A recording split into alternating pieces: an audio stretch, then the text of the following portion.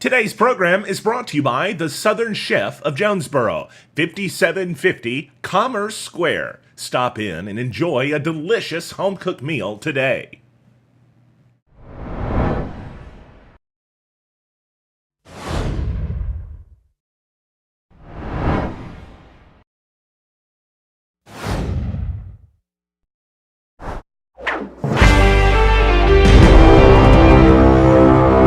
People thought it was late-night fireworks, but it turned out to be a shooting, and now we know it wasn't the first shooting that happened on July 4th.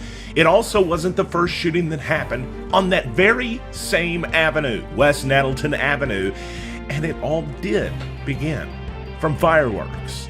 It's all next on NEA Report. Multiple bits of breaking news in this story as the news starts now.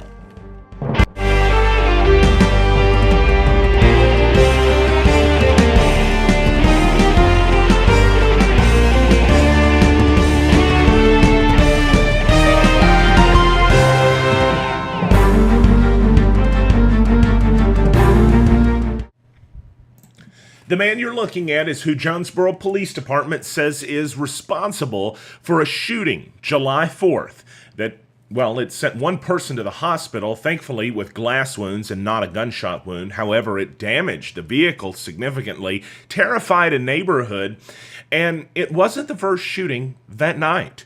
We've learned a lot today on NEA Report, and we'll get to that in a moment. First of all, you're looking at Mario Stafford, who is facing a charge of terroristic act with injury, a Class Y felony. He is believed by Jonesboro Police Department to be armed and maybe in hiding after his alleged involvement in a shooting of a vehicle on July 4th. If you know where he is, we want to, first of all, ask you to contact Crime Stoppers right now out of the gate, 870-935-STOP. You can also contact Jonesboro Police Department 935-6710 and ask to speak to Detective Mike Branscombe. This suspect, Mario Stafford, is one of several people we're going to be talking about in the story today. Just want to run back through what happened for those who have forgot or don't know precisely what it is that we're talking about. It was on July 4th, late at night, 10:20 p.m. Folks thought they were hearing some fireworks on West Nettleton Avenue, but it was anything but. It was explosions, but it was of gunfire. It was at the 1900 block of West Nettleton Avenue when officers arrived and learned that a vehicle had left the roadway, hit another vehicle because it had been shot while traveling eastbound on Nettleton, and this vehicle was riddled with gunfire. Here's a closer look at the vehicle itself and some of the damage it suffered and sustained in this gunfire.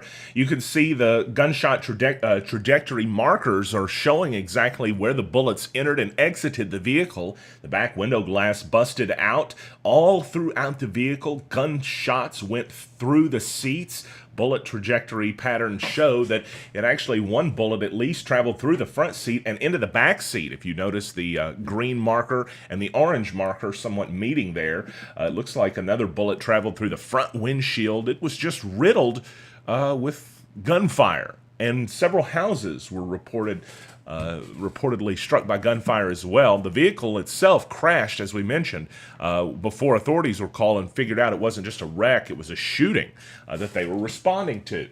And it was, whenever they got there, that they found out that vehicle had been shot, which caused it to crash. Witnesses at the scene directed officers to the driver of the vehicle that left the roadway and saw the driver had a minor injury to her arm. It was caused by glass. She received medical attention, was taken to the hospital.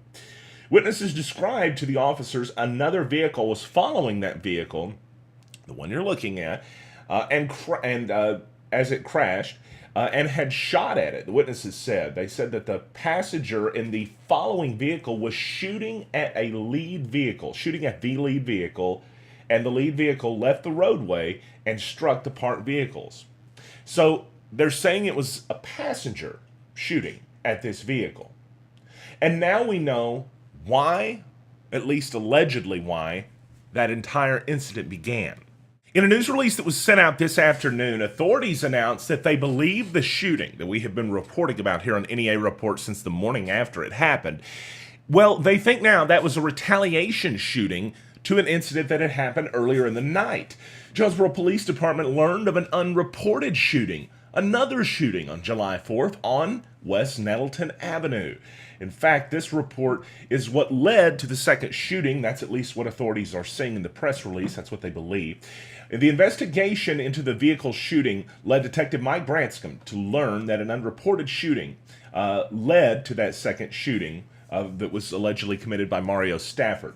An arrest has already been made in this one. I did a little research, found the suspect is in jail, and we'll show you his photo right now.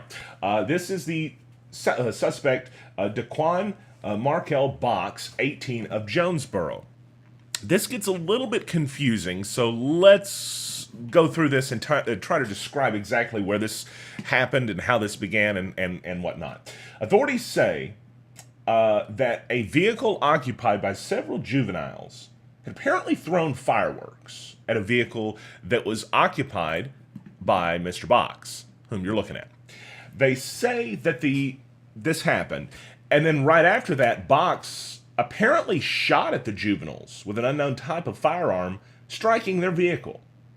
That shooting was never reported to police, and apparently it's believed that Mario Stafford, in retaliation to that, shot Box's vehicle, which was in retaliation to the fireworks, right? So fireworks begin, Daquan Box shoots back, is in the middle, and then Stafford shoots back, which is what we're at as far as the conclusion goes. I mean, that's what it seems like to authorities right now. They're still piecing all of this together. But we do know that Mr. Box is under arrest. He is in the Craighead County Detention Center on a charge of terroristic act. The booking data indicates he was arrested at 2:30 p.m. on Friday. So authorities have had a little bit of information about this as they've been investigating it. But the other suspect, Mr. Stafford, is still wanted. And authorities are hoping that somebody out there may be watching this, or that perhaps somebody that knows him or knows a little bit more could call them and help them put this case to rest. It's a neighborhood that is not used to this type of stuff. Not to say that Jonesboro and any element of it should be, because no neighborhood, no matter what class or anything, is used to that or wants to see that. That being said, there's a lot of older folks, right, that live. I was driving down this particular road yesterday, and I was just looking at some of the houses around where this took place, and it's a lot of older people's homes. It's a lot of people that have families, and if you might be able to put a little peace back in this neighborhood by speaking up and describing who had been behind this, authorities want to hear any tips that you could bring to them. If you can help lead authorities to the suspect, Stafford, Mario Stafford, contact Crime Stoppers, 870-935-STOP. Even if you just have additional information, right? Maybe you know something that we got wrong, or that through translation authorities got wrong, or maybe you want to give them a little more information or just help out. Any case it may be. If you see a vehicle like this, I mean, this could be your vehicle. And a woman was driving and crashed because her vehicle was shot up in an incident that was totally unnecessary. Began apparently over some thrown fireworks. On the phone right now with Jonesboro Police Department's Public Information Officer, David McDaniel. Sir, thanks for taking a couple of minutes to talk to us, because I know we've had several bits of new information that were put out today about the incident that took place on July 4th on West Nettleton Avenue. I guess now it's looking like to authorities it began with a case where somebody threw fireworks at a vehicle, and there was some type of response from that, right? Yeah, there was a vehicle that was occupied with juveniles that thought they were playing a prank on somebody that they knew and had thrown fireworks at a vehicle that they recognized. However, the driver of the vehicle was not the person who usually drives the vehicle, and he shot at them after they threw fireworks at him, and he did strike the vehicle. No one was injured. That shooting went unreported. Police weren't called. We didn't know anything about it. So that makes sense now. When I saw the release, it mentioned the additional vehicle that was not, or the vehicle that was not normally driven by Mr. Box, I think was the suspect's name. Yes. Yes. So I guess maybe it could have began as a case of, we think we'll play with this person, but then it ended up being the wrong guy, literally and figuratively. Yeah. Well, there are two different vehicles and two different people, and they had traded vehicles. And so the juveniles that were playing the prank, so to speak, did have the right vehicle. They just had the wrong person. Gotcha. And then the earlier release we put out today about Mr. Stafford's warrant that was just issued, we believe him to be the one responsible for shooting the vehicle on West Nettleton. Now, he knew that vehicle that was shot was typically driven by Mr. Box. However, during the firework incident, he was not driving that vehicle. He was driving the one that he had traded, which led to the confusion for the juveniles. But when he saw Mr. Box's vehicle, we're assuming at this point that he did not know that Mr. Box was not the driver. And that's when he shot at the vehicle on West Nettleton and struck it numerous times with a rifle. Box was arrested last Friday. I saw on the detention center inmate roster. Does that sound accurate to you? I believe that's the appropriate time and date. Well, I don't know the time, but I do believe it was that day. Okay. Just making sure that I wasn't throwing something weird at you there while we're talking on this. How important is it when we're just talking about this case, but maybe just crime in general? How important is it for people to come forward if they know something or maybe saw something? Well, I mean, you think about the outlying victims of the shooting that occurred on the 4th, the people who had their cars were parked in this parking lot of this apartment complex, unoccupied. They're at home, and this vehicle is shot at and runs off the roadway and strikes, I believe, 3 or 4 parked vehicles. Had someone come forward at that first shooting and we were able to intervene, that probably would have turned out a whole lot different. So that's an interesting and excellent point, because this incident that we're now seeing as a probable retaliation, it just continues until somebody stops the cycle of violence. So yeah, and it's easy to imagine in that world of retaliatory shootings that it's easy to imagine that being a common thing, especially when crimes go unreported and our witnesses are unwilling to come forward because they're scared of the people involved in the crimes for whatever reason. And I'm sorry, I got someone on the side of the road trying to flag me down. That's quite okay. I may need to let you take care of that. Yeah, it looks like there's been a little fender bender. I'm trying to get turned around. That's the life of a police, I guess, officer, always working, even when you're working, huh? Yeah. But that being said, if, especially the juveniles, I don't know if they were worried that they were going to get in trouble. They didn't want to say anything. But, they came home with a bullet in the side of their vehicle, and they didn't say anything to anybody, and it went unmentioned into this second incident, or second shooting took place, and which was, in my opinion, a lot more serious, a lot more substantial. You have a high-powered rifle being used as shot, blindly down a roadway in a neighborhood. There's no telling what could have happened. Do we know that it was a high-powered rifle? Well, from what I understand, it's some sort of rifle. Wow. And in my humble opinion, all rifles are high-powered. That's fair enough. Yeah. But it's my understanding it was, not your typical, or there wasn't like 9mm rounds recovered on the side of the road. There's some type of rifle round that was recovered. And some of those details, as the specifics are, not being released at this time because of the detectives. Sure. And I noticed in the photos you see some bullets traveling through just about the entire vehicle. So it makes you wonder what kind of bullet would do that. It's not going to be a small caliber. So. Yeah, more than likely not. Hang on one second for me. I got to let my dispatchers know that I rolled up on an accident.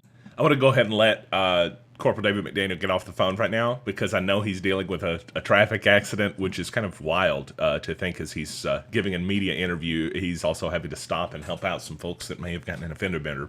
But thank you, sir, for taking a couple of minutes to talk with us. We appreciate you very much, and appreciate the information about this, too. As mentioned, if you have any information that may be able to assist authorities, it's Crime Stoppers, 870-935-STOP. More important than ever for somebody to step forward. Haley Norris, realtor. Should I make my hair go like this? Whether you need to buy, sell, or lease. Haley, can I use my hands? Or is that, where are my hands? Where do they go? Just say, Haley? Just say Haley. whether you need my expertise. Haley Norris Realtor. Or even do a commercial lease. Haley Norris Realtor. Should I say Remax Real Estate Center or no? Is that too salesy? No, that's good. My average days on market is just 50 days. You need my expertise. And that means I'm putting more money back in your pocket. Family Medical Clinic of Walnut Ridge and Bono are your neighborhood healthcare providers, and we're now accepting new patients. We know you have a tight schedule, so we're here 6 days a week at both locations from 6 a.m. to 7 p.m. Walk-ins are welcome. In Walnut Ridge, stop by 1045 West Main Street or call us to make an appointment, 886-8300. In Bono, we're on Highway 63 North or call 930-9990. Walnut Ridge Family Medical Clinic and Bono Family Medical Clinic, here for you when you need us.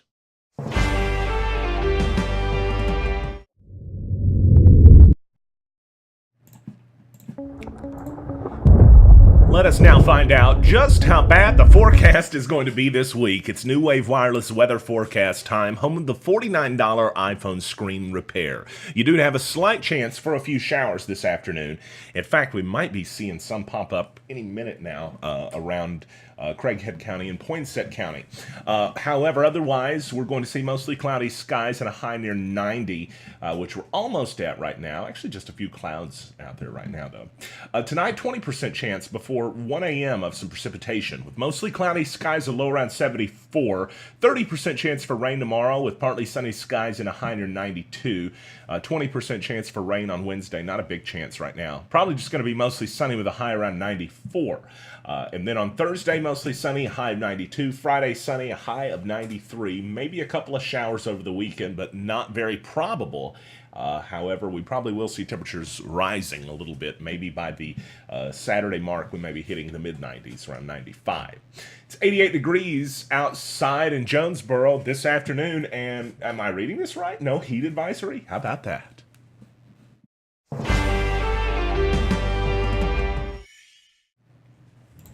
Thanks, everybody, for joining us tonight. Just before we leave the broadcast airwaves, whatever we're calling them online, want to let you know we made a new Patreon page, and we are actually going to be doing some neat stuff on it. I had to come up with something. I wanted to come up with something that would give us the ability to further engage with the people that want to support us and want to be involved and want to help out. And so there's actually going to, starting pretty soon, you're going to be able to get your name or your business name into the credits of the show. We're going to start doing credits on the broadcast here. And if you become one of our Patreon backers, actually a news public supporter tier, for very little, you can have your name in the broadcast every single day, or your business name if you want to.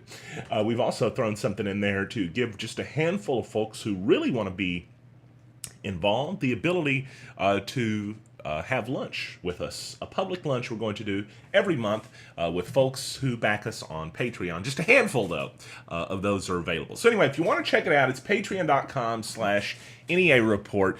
Some new stuff you can look at there and, you know, get involved with it.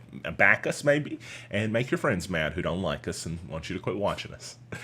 I'm Stan Morris, and you're up to date on NEA Report. Thanks so much for watching us.